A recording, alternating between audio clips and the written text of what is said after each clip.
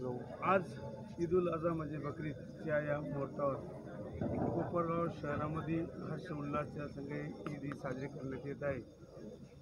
मोठ्या संख्येने मुस्लिम बांधव ईदगाह मैदानावर नमाज अदा केलेली आहे। मौलाना हाफिज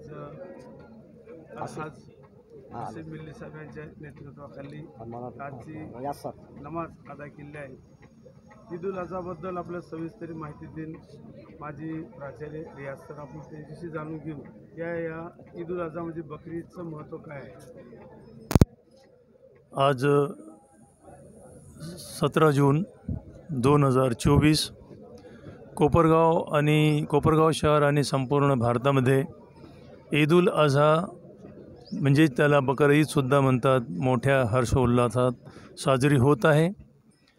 कोपरगावातसुद्धा शहरवासियांनी ईदगाह मैदानावर जमा होऊन या ठिकाणी नमाज अदा केलेली आहे।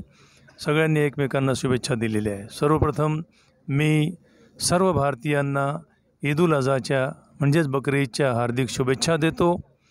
ईद निमित्ताने अल्लाहचरणी प्रार्थना करतो की आपल्या देशाची भरभराट हो, देशात शांतीचं वातावरण राहो आणि आपला देश प्रगतीपथावर जाओ, आमीन। बकर ईद म्हणजे फक्त बळी देण्याचा हा सण नाही, तर त्याग करण्याचा हा सण आहे। कुर्बानी म्हणजे फक्त पशूंचा बळी देणं हा उद्देश त्यामागे नाही, तर कुठलंही चांगलं कार्य करण्यासाठी, चांगलं कार्य घडण्यासाठी मनुष्याला आपल्या जीवनामध्ये अनेक वेळा त्याग करावा लागतो आणि जोपर्यंत मनुष्य त्याग करत नाही, त्यागाची वृत्ती त्याच्यामध्ये येत नाही, तोपर्यंत तो आपली उद्दिष्टपूर्ती करू शकत नाही।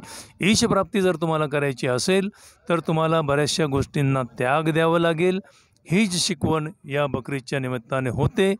पशुबळी हा त्यामागचा उद्देश नाही, फक्त ठराविक काही 10-5% लोक हा धार्मिक रिच्युअल पाळतात, पण त्याच्यातून एक विस्तृत असा संदेश आहे की आपण धर्मासाठी, समाजासाठी त्याग द्यावं, हीच अशी शिकवण आहे। मी पुन्हा एक वार सर्व कोपरगाव शहरवासियांना आणि समस्त भारतीयांना ईदच्या शुभेच्छा देतो। धन्यवाद।